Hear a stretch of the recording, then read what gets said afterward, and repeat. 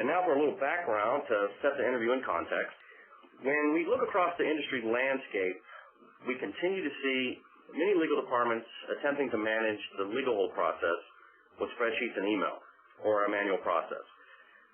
With judges becoming less tolerant with ineffective legal hold processes, more and more companies are investigating the use of software in an attempt to add a level of, let's call it predictability and repeatability to the process.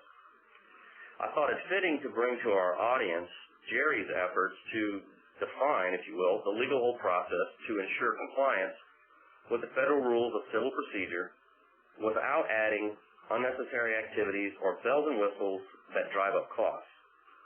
I wanted to bring Rich into the conversation because he sees so many ways companies are managing the legal hold process and has really taken Jerry's approach, this no more, no less approach, and developed it into an attorney-friendly, affordable software solution. Before I begin the interview, let me introduce our two guests. Jerry Kenney is Senior Vice President, General Counsel, and Secretary of NEC Corporation of America, located in Irving, Texas. His responsibilities include providing legal counsel and guidance to NEC and various subsidiaries regarding commercial and regulatory law, intellectual property law, and corporate governance.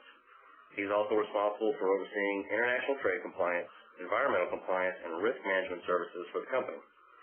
He has served on the board of the Japanese American Society of Dallas-Fort Worth and was president of the association in 2005-2006, and has previously served on the Consumer Electronics Board of the Electronics Industry Association.